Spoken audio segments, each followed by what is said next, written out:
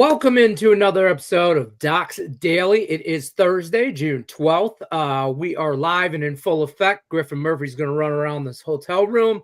I'm joined with Nick Menken, as always, Griffin Murphy, and Robert Ferringo. Appreciate Robert stopping in. He will not be here tomorrow, so get all your information out of him today. Suck him dry out of free picks. He's got to give like one for today and tomorrow. We got to get as much, we got to extract as much information out of Robert as we can because he won't be back till next week. But before we do any of that, you guys got to like, share, subscribe. As always, we're here Monday through Friday, 1 p.m. Eastern, Saturday at 11 Eastern. That Saturday show gets a little weird. I'm just saying there's no shoes allowed. It's a weird show. It's Saturdays at 11. Free $60 account. Park that in anybody's account. New. Head over to docsports.com. There's a link in the description of the video. You can head right over there. You get a free $60 account. Try us out. You can spread that out however you want, per capper, this, that. If you want to split it up or you want to do just one capper, props, side total, everything. We got it all over there. Robert's probably got Russian table tennis going on. Raphael. That's Raphael. He's our table. Yeah, he's got props on. I got him working on some props too. There could be I'm trying to work on a Doc Sports fantasy football team. This is the first time I'm telling you three, but there's some odds in that. Premium, $19.99. You get all Indian Cowboy circus and everything. Every lean you could get from Indian Cowboy, you get for $19.99 a month. Premium Plus is $49.99. That's 3 Doc expert plays. Craig Traps drops those in a video. They're usually 2, 3, 4 stars, mixture of those, random cappers. All of that is in a video. You get the premium in addition. When you go Premium Plus, you get the premiums included in that. So it's like a $2,700 value there. Head over there, check that out. You also do it from a desktop. I learned this today, and I apologize. Do it for the desktop. If you do it from your phone, your mobile device will charge you like $5 to $10 extra. So, little tidbit. There you go, folks. Robert, welcome in. What do you got going on for us? How was your day last night? Awful. I mean, it was awful. I've been playing pretty low, pretty slow. Finally, stuck a few out there last night and lost everything. Thank you to Aaron Nesmith for, fouling out and only playing 22 minutes. That doesn't help the old PAR bet. Lost my baseball total, but I'm still up on the air in baseball. I'm still on a really good run. So I have 3 2-unit plays today. So just back to the grind. Saturday, I have a big 7-unit soccer play. It was going to be an 8-unit game of the year. I like it that much. Right. It's going to be a 7-unit play, so keep an eye out for that. Nice. Griffin Murphy, 0-3 in attendance for MLB games. That's all I want to say. Yeah, it wasn't the best day at Kaufman as far as the game ending, that's for sure. I did drop my baseball card yesterday. Not happy about that, but currently 5-0 in my last 5 WNBA selections, 13-5 in my last 18 NHL selections, 7-2 when it comes to my last 9 plays graded 6.0 plus, and that's in about a week and a half. So steamrolling right now across all cylinders. Tonight, 7-unit best bet on the NHL ice side of things. That's a side play, as well as I have a 3-unit total as well. And then 2 plays on the diamond, 1 player prop, and that is all of my action going out today. But heavy, sharp focus as far as 5-unit 5-unit soccer play, 7-unit NHL, and I have a 7-unit MLB play that goes off at 8:05 p.m. Sorry, guys, getting a little lost in my words here. Fumbling right now. Got to get back into action, boys. You know how he is when he travels, folks. You guys know how he is. I mean, a little too much to drink. I had a couple last night. We'll blame it on the jet lag. Yeah, you know what I'm saying? Nick, what do you got going on? Yeah, the NBA Finals, again, another winning day. I'm 3-0 here in the Finals. I haven't thrown out a top play yet for the NBA Finals. There's a reason behind it, but tomorrow I am eyeing up something, and it might be a top play, maybe a 5 or 6, nothing too crazy. Don't like to throw top plays out, obviously, on Finals, but we're doing really well in the Finals and NHL. Combined, I'm 5-1. I lost my last NHL card, but I'm coming back here tonight with a 4-unit best bet. Just one play, money. And it's plus money. Guess where I'm going with this one? You could guess. But yeah, I got NHL and then a 2-pack in the MLB side of things. And that's it for me right now. We're going to keep on keeping it on here in the Finals. Finish strong. I like it. My baseball, I haven't been good lately, so I kind of when I'm not good, I don't. You guys tell me whatever. You're the experts. I'm the degenerate here. But when I'm not doing very well, I tend to shorten my amount of plays. Like instead of having freaking 9 plays out across the board on a busy. That's run line, King Koopa. Sorry, Lenny, but that game. I'm the other way on that one. That's run line. That's one of my two unit plays today. Cody Senga is just dominating. Mets have the best record in baseball. They kind of own the Nationals lately. So, yeah. That was my winner yesterday. I only had a couple games going on that I liked, so I just shortened them and, bet against the White Sox. Yep. Whatever. I mean, Bet against the Rockies, bro. I see there. I'm trying to find value there, but I mean, today – there is value there. Minus 1.5, minus if 145. the Rockies are playing, you're going to make money. Just bet against them every day. Every day. If that run line is below minus 160, it is an automatic play. Don't think about it. Just do it. They're 12. I got it today at minus 145. That's so bad. 12 and 55. 12 and 55. Like, don't think about it. Just bet it. I think my college team could beat the Rockies for crying out loud. Unbelievable. Let's not start that conversation. That's bad. It's gotten there. How do we let's talk about this. Let's just get this. How's it going, Abe? What's up, Abe? It's going, Abe. Yeah, I don't want to overrule anybody's Mets Nationals play, but I like the other side in that one. I can give a breakdown on it if anyone wants. Yeah, please. Yeah, explain to me, please, how in the loving God. I'm on your side, Griff, so I'd love to hear the breakdown. So let's do it right now. So opening this game up right now, 225 on the money line are the Mets. We have a high total sitting at 8.5, which is standard. Michael Soraka gets the start for the Nationals right now. He's got 37 innings of work on the season. Dominant strikeout to walk diversification with 35 Ks and just 7 walks. Walks are a recipe for disaster. Walks bring in runs. And then we're looking at a first 5 play. This is your guy you want to attack. He's got a high 4.87 ERA, which is deceiving. That is what's going to bring the public all over the Mets in this matchup. Then to top that off, even deeper, you've got Senga on the bump for the Mets. This is one of the best pitchers right now in baseball when it comes to a number standpoint. Does he have the filthiest stuff? By no means. He's got 68 innings of work, a 1.18 whip, 65 strikeouts, and 30 walks. Very high strikeout to walk diversification. And what do we know about this Nationals offense? They are aggressive on the base paths. Currently 10th in baseball when it comes to stolen bases, and they're solid in slugging percentage, and they're solid in home runs. They've got power in that lineup with Bell, Wood, Abrams, that solid leadoff hitter. Abrams gets on, expect him to swipe second, then look for that base knock, clean up. Take the Nats here minus half a run first 5 innings for some plus value, boys. If anybody's going against it, I'd love to hear it, but that's my play going at it. Robert's going again. First 5. Yeah, no. I mean, first 5. First 5, I don't hate that. Yeah. On the run line. Part of the reason I like the Mets on the run line is because their bullpen got the day off yesterday with Peterson throwing the complete game shutout. But I just think the Mets are just rolling right now. They're 8-2 in their last 10. They've won 5 straight. They're dominating bad teams. And like I said, they're the best team in baseball right now. They have the best record in baseball. They beat the Dodgers at home 2 out of 3, and they should have taken 3 out of 4 in Los Angeles, losing both of their games in extra innings. The Mets are hitting the ball right now. And as far as Soroka, I'm not buying this guy. He missed those like 2 or 3 years because he blew his arm out twice. Everybody keeps, he was here in Braves country. I'm in Atlanta. So everybody got caught waiting for him to just turn it around and be that guy that he was for like 3 months in 2019 when he had that ridiculous run and then he was great in the playoffs. He's not that guy. He's not that guy anymore. In 2013, his ERA was over 6. Last year, his ERA was almost 5. This year, his ERA is almost 5. He's just not very good. He's getting you're right. He's pitched a little bit better than his numbers, but he's been victimized by home runs. He's given up 6 home runs in 35 innings. That's a pace for to give up 40 home runs if he pitched 200 innings. So, the way the Mets are going right now, I would just not be in a hurry to bet against them. And Senga, again, 1.59 ERA. I got caught yesterday. The 7-unit play I lost was my total because I'm looking at David Peterson and I'm like, look, this guy's good. He's not this good. Right. He's due to get knocked around, give up 2 or 3 runs. I knew the Mets were going to score some runs.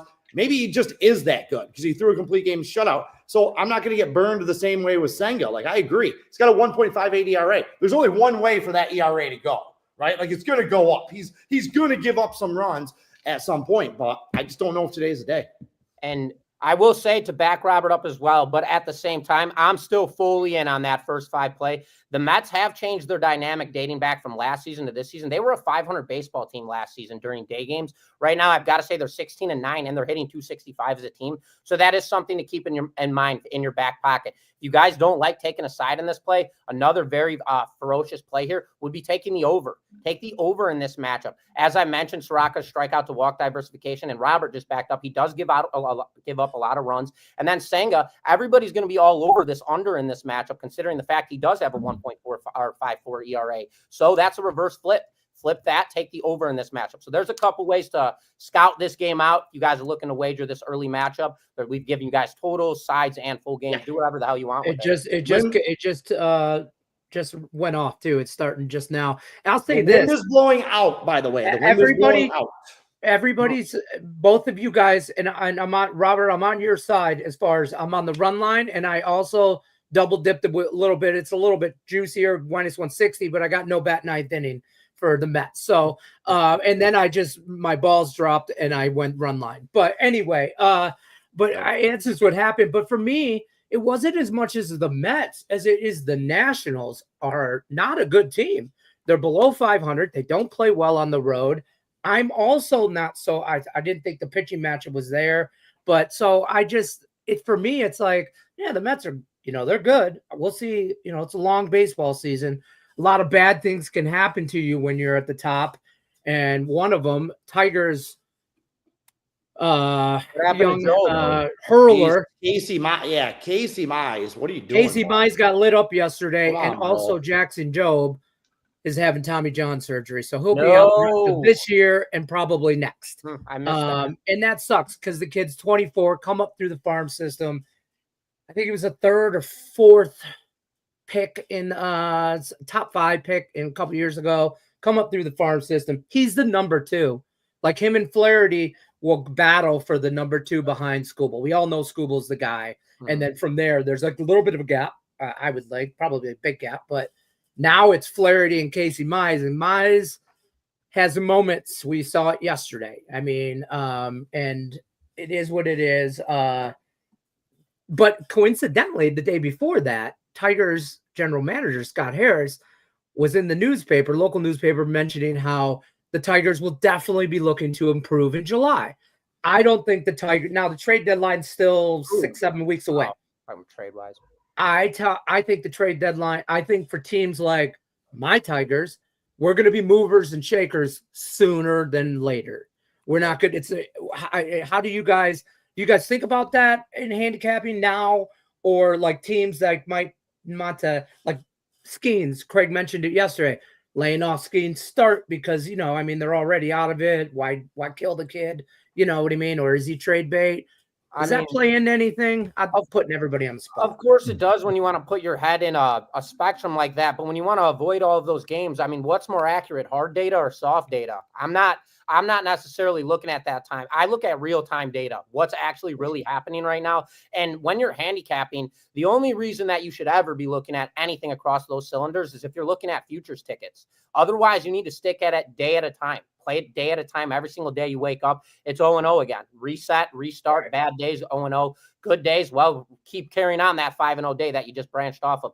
But there's no reason to really look deeper at what's going on and the overall spectrum unless you're looking at futures tickets. Otherwise, you get lost in the wind. Just like the NHL postseason and the NBA postseason. Everybody's getting caught, and I talk about it every single show. Everybody's in the motivational spots, the must-win situations, the backs against the ropes, playing all these mental games. There's no reason to do it. Don't overlook the stuff. Who's the better team? Who's going to win the ball game? Plain and simple. That's how I look at it. Fair. Yeah, that's fair. That's definitely fair. But there is a cycle. I always tell people, I'm like, it's numbers, right? Like gambling isn't magic; it's mathematics. It says it right on my insiders page. That's the thing. We're not fortune tellers. We're not reading crystal balls. We go where the numbers tell us. However, I do think that one of the things that separates regular bettors or even good bettors from professionals and great bettors or great handicappers is the ability to understand the psychological dynamics that are at work. Okay. Individual team psychology, group psychology, understand that. And a perfect example is like you look at Sandy Alcantara this year, right? Like coming into the season, that was the whole talk. Who's going to get Alcantara from day one? When are they going to trade him? What are they going to get for him? Right. Where is he going to go? And the guy's been dog shit all year. Like, you can't tell me that that's not playing into that noise, and that distraction isn't playing into. So if coming into the season, you were like, you know what, there's a lot of vibe around this guy, bet against him, especially when you saw that he got off to a slow start. Hey, maybe it's bothering him. Maybe all this talk around him is bothering him. Then there, you can find some value there. Now, look, that's again, it's few and far between. I don't have a ton of examples of that. But it's there. It is there. Okay. You should factor in these things, especially as we get closer to the trade deadline, with those pitchers that that are going to be on the move when they're making that last start before the trade deadline. They have that little extra pressure on them. And for me, I don't like to bet on teams that buy at the trade deadline or in June or July. I just like to bet against teams that sell. Okay. If a team is selling, what that signifies to the clubhouse is that the season's over. Yeah. Management's given up on you. The front office is giving up on you. So why don't you give up? What are we playing for? You see these teams that are big sellers at the trade deadline, and then they lose 9 of their next 11 because it's like the guys are upset because they wanted to get traded. They wanted to go to the Dodgers. They wanted to go to the Mets and go be in on a postseason race. Instead, they're stuck in Washington or they're stuck in Pittsburgh. You know what I mean? So there's that psychological component that you do have to factor in with some of these guys. That's fair. And I know we talk about nothing is scripted here, folks. We show up and it's just raw, and every now and then I sound intelligent with a question and they answer and all that stuff. Nick, give me a free play in the MLB today. And you can't say Rangers to score in the first inning because it's 1-0. Hey, we got the Minnesota Twins, gave you that. I don't know where Craig was going with that one, but we got the job done with the Twinkies. Let's look at this St. Louis Cardinals and the Milwaukee Brewers here. You got a divisional matchup in this game, but I really want to talk about this starting pitching matchup here. You got Sonny Gray on the mound. He's 7-1, having a phenomenal season this year. His ERA is just slightly over 3, sitting at a 3.35. He has 75 innings of work and 81 strikeouts. He's averaging a strikeout here per inning, but he's going up against a kid that is making his MLB debut here. He's 23 years old. This kid is a giant on the mound. He's 6'7", and he throws gas here, but he's 23 years old, folks. He throws, I believe, 101, 102. He'll get up to that, but his secondary stuff, you got to have it here in the bigs. You can't get away by just flame throwing these hitters up here in the bigs. I think he will have a little bit of trouble in this game going 2, 3, 4 innings in this one. I think the St. Louis Cardinals are the play the first 5. I absolutely love them with Sonny Gray. Take away that bullpen. I know they're on a 4-game losing streak here. They're 3-7 in their last 10 games, while the Brewers, they're 5-5. They're playing 500 baseball here over the last week. But just with this debut, a 23-year-old, he's a gunslinger, but I'm telling you, he's going to find himself in situations that are going to get him in trouble with runners on base. And I think the St. Louis Cardinals take care of business against him. Jacob, and I'm not even going to butcher his last name. I don't even know what his last name is. I got you. What is it? Mizorowski over in this game too. Back it up. Jacob Mizorowski, 6'7", 197 pounds, 23. He just turned 23 in May. Flamethrower. Look, I can 100% get behind that play, Nick. And you guys know my philosophy on this, right? The kid's making his major league debut tonight. He's at home. Mom's there. Dad's there. Everybody he knows is there. Yeah. Everybody on that Brewers team is going to pick their level of play up just a little bit for this kid to try and help this kid out. So for me, I don't care who it's against or where it is. Bet against this kid in his next start. That's how I always do it. I always bet against pitchers in their second MLB start. Anybody can get up and have a big day for their MLB debut and play out of their minds or whatever. But then the next start's a letdown because you're on the road in Kansas City or something like that. Nobody's there and nobody gives a damn about your second start. And that's when the reality of the fact that, oh yeah, I'm 23 and I shouldn't be facing major league hitters comes back to get you. So I like Nick's play today.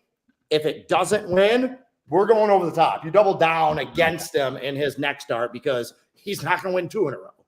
I like it. Yeah, that's for sure. Yeah, it's for sure.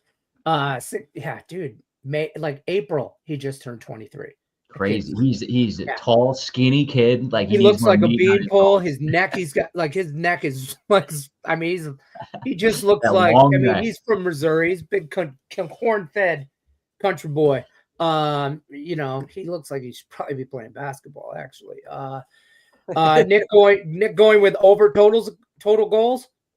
No, I'm not. But I mean, you saw the first 3 games of this series. If you're not on the under, I don't know why. I would take the over for sure. I would lean towards the over. We've seen overs this whole series, so don't change what's not broken. Hit the over.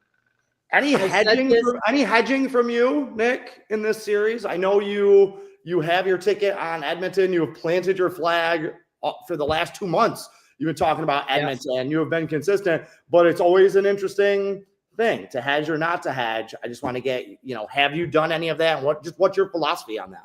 I did not hedge. And if I was going to hedge, it would have been after that game 1 win with Edmonton. I would have hedged the other way, obviously, on Florida to win that series, but I didn't hedge. I have my ticket and I'm riding with my ticket. I got the Edmonton Oilers right when the playoffs started. So we'll see. I mean, they're down 1. If they lose here tonight, it's not looking good. They have to win this game, I feel like, tonight to have a chance at coming back and hoisting this cup. But if they lose tonight, I just think this Florida Panthers team with Marchand, that addition is just way too much this year. They're not going to come back like they did last year, down 3-0 in the Stanley Cup to force a Game 7. I just think the Florida Panthers, if they have 5-on-5 hockey, Florida Panthers are going to win this game. If they get into the box, the Florida Panthers, then the Edmonton Oilers, they have that advantage. They want that open ice. They want 4-on-4 hockey. They're faster. They're much faster. They want that open ice. But 5-on-5 hockey, Florida beats them down. It's not looking that good. We'll see after tonight. I'm still on my Oilers, though. The founder of Doc Sports, Doc himself, Maury Mosman, would agree with you, Nick. He was against hedging. He would just hedging's for garbage. He would be down. This is my bet. This is what I'm going with. Anybody that follows me know I'm a huge hedge middle guy. I'm always hedging. Always hedging. If I can be in a situation where I am watching a game and I don't have to care who wins, I'm just make money either way. That's the dream for me. So I just 2 things I want to bring up. Get off the show pretty early, boys. It's looking like 1st and 2nd in this Mets game. They're getting ready to torch him. I got to get out of here. Wait, the Mets have 1st and 2nd, or Washington? Already? Let's go. By the way, if you had the European, that Rangers Twins game, it's 1-1. Get out of here. All right, if you want to bounce, 2 bounce. I'm kidding, man.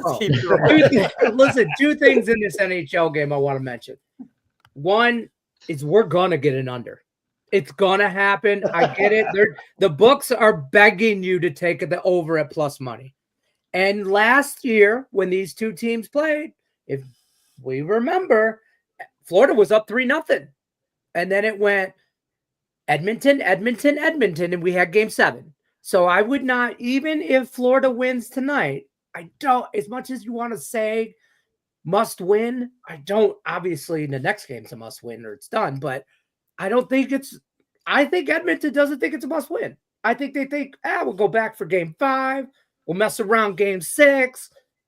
That's awful optimistic. I think they were there last year. Chinese proverb, don't bet against the streak. I know, right? But I'm not on the under. I'm on Florida Bobrovsky's over saves. 26.5. He's hit it every game. Hitting all series long. The whole series, he's hit that. He's, and I kind of want to, I might, because I'm up money in this, I might throw a little draw pizza money on the draw because that's what Lenny does. We had 2 already. Why not a 3rd? 3 is a charm. That's really all I got is for the NHL. And I'm going to live bet it. By the way, love in the comment section, everyone saying, I don't hedging for the birds, don't hedge, whatever. Right. Again, it's easy to say when you guys are just screwing up. Like I said, we're professionals. We do this every single day. Like, all in, like the tough guy betting mentality. Like, get out of here with that. Like, I'll tell you what, I'm trying to make money, man. I'm trying to make money. That's it. That's all. That's all I care about. So the last I checked, Ford, when I pay Ford Motor Company for my car payment, they don't care if I hedged or not. Okay, my mortgage company does not give a shit if I bought the hook or if I played a teaser. They don't care about none of that stuff. Guy with the hat is cute. Why? Thank you. With the white hat. All right, whatever, Mo. All right, get out of here with that bull. Thanks, Mo. Thanks, Mo. Lenny, you're gonna like my free play. By the way, that's all he's got going for. But yeah, tell me. I like the Trois today. I mean, got to back Scooble. Got to back Scooble. Sometimes baseball betting doesn't have to be super complicated. Like Baltimore is the second worst team in baseball. They're hitting .202 as a team against left-handed pitchers. And oh, by the way, they're facing the best lefty in baseball. Baltimore bombed Detroit yesterday, so don't think for a second that Detroit isn't going to want to get them on the comeback. And with this being the end of the series, with Baltimore winning like they did with Scooble on the mound, don't be surprised if Baltimore benches a lot of their regulars. Like, why throw a guy out there, for an 0-4 with 3 strikeouts? Let him take the day off. They have a weekend series coming up. And, Dean Creamer, he's got an ERA near 5. He's just a guy. Like, he's batting practice. If he gives up 3 or 4 runs in this game like he has. He's starting anymore. I think it's they switched. They just scratched him. Is that Atkin getting the start now? Keegan Atkin. So they're immediately going to a bullpen. Even better. Even better. This is exactly what I mean. They're giving guys a day off because Scooble's on the mound, like giving their pitcher a day off, give all their starters a day off. Like, I think Detroit rolls here. Yep. Don't overthink it. Just back Scooble on the comeback. I'll be honest with you. I'm on the Nerfy at -130, and I don't like it because I think my Tigers get after it early and often. But I won't turn the game on to the second inning because I'm superstitious. He's a lefty, though. I know. He's a lefty, so that works out. So that does help me a little bit. But yeah, I'm on the Tigers. First 5 minus the run line, full game, and I'm just Baltimore and Washington. I don't know what's going on in that state, but neither one of those 2 teams can hit left-handed pitching. The Nationals too are pretty much at the point. I mean, they're hitting below 200 as a team. I think it is now after yesterday. Like, the Nationals against a left-handed pitcher is almost an automatic bet at this point. They're so bad, and Baltimore's just not far behind them. Can't hit lefties. And then I'll be honest, that Pittsburgh too. I really thought they would. I know they wouldn't be at the beginning of the year. I thought they would be a 500-ish team. I didn't think they would be this bad. Is kind of like, I don't know what's going on in Pittsburgh either. Maybe it's that, I don't know, weird Midwest. I don't know what's going on in the what Nick and Griffin read on the Cubs. They've been slipping a little bit over the last week. Is this just a bump in the road? Nick, Philly was kind of due. Philly had been playing like crap. So they were kind of due in that series. Is this just a bump in the road, or I would say a bump in the road. Signs? I got a huge position on this. Nick, take it. What we need to do, though, especially at the trade deadline, we need to get bullpen. I mean, bullpen is going to be our bread and butter. I know that there's talks of Aroa Chapman coming on over, but we'll see. They got to get that bullpen way better. I mean, their offense and their position players, great. Tucker was injured. He came back in that series against Detroit. I think he rushed himself a little bit. Then he had a decent series against Philly. He hit a home run in that series, but Philly was just due too. I mean, they were playing just awful baseball, and then we come right in, and you're going to get up when you play the Cubs, especially when they're first in MLB in runs per game. I think they're averaging 5.5 runs per game. They're tied with the Yankees, so their offense is good. They produce runs. What they need to do is they need to get into that bullpen, and you need to find some arms around the league at this trade deadline to improve here going into that 6th, 7th, 8th inning and to close it down. I think that's just our number one focus going into. We got to be buyers. We got to be buyers at that trade deadline, and you got to get bullpen arms in there for the Cubs. Nick, I think we mentioned this when the Tigers were playing the Cubs. I feel like they're the same team. They have the same needs. That we will be bidding against each other for bullpen help. Yeah. I'll also need a starter. I just need somebody behind Scooble. just well, like Steele also went down too. So that one exactly. Like we're literally the Spider-Man meme just pointing at each other. I swear to God, I feel so. We definitely need arms. I'm not hitting the panic button whatsoever on these Cubbies. I think they're in a great position, especially for the NL Central. There, I think they will get it. They just need a bullpen, and that's something we got to get at the trade deadline. I think it's adorable. I think it's adorable that the Tigers and the Cubs are going to be fighting over which one gets to lose to the Mets first in the playoffs. Robert, we don't need that kind of negativity on the show. We don't need that kind of negativity. I don't think this guy's been trying to get rid of Walker for like 4 weeks on this show since MLB season started. Dumpster. He's terrible, bro. Still in the league?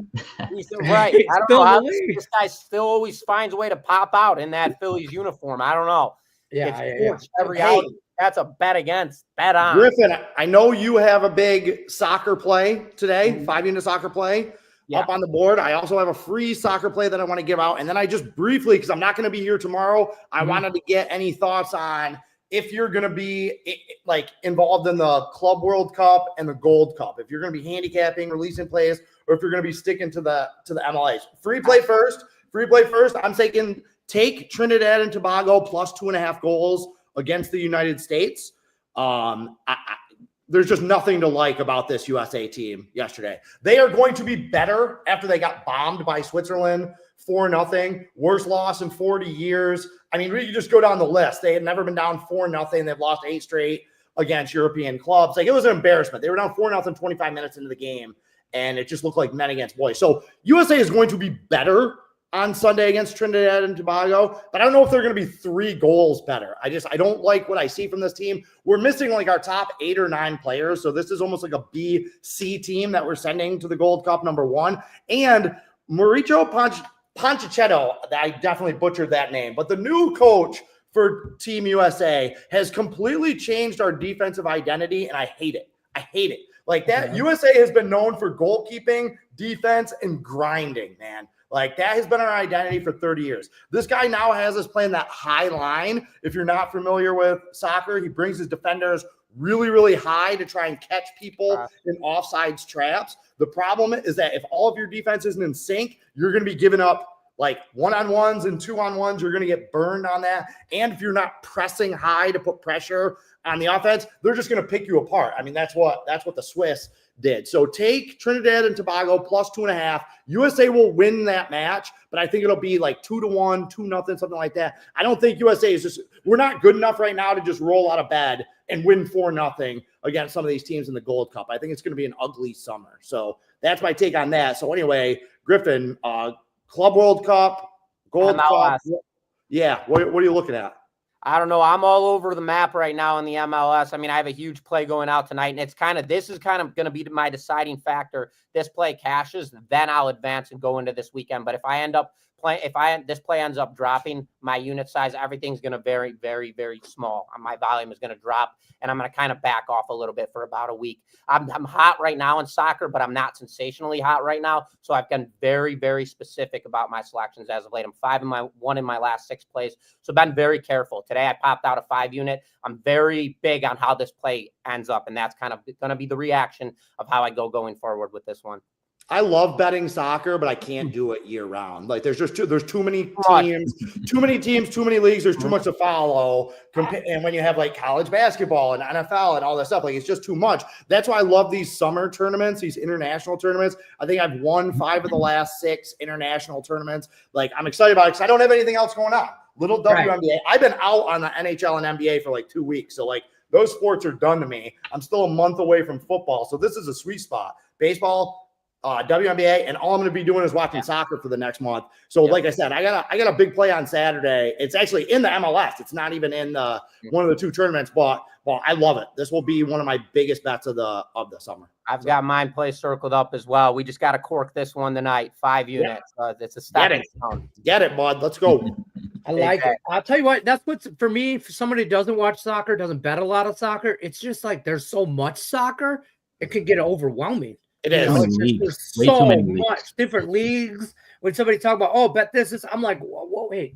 What transfer windows and no, it is. It's way too overwhelming. I love soccer. I couldn't tell you, who 10 guys play for their the 10 best soccer players. I couldn't tell you what clubs they play on. I know what countries they're in. I hear you. That's why I like the international tournament. Beckham still play? I don't know. How about $1 billion in the prize pool for this Club World Cup? Not a typo.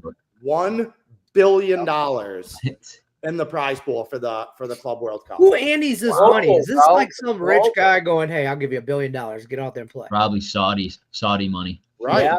It's like the liberal soccer money is unbelievable.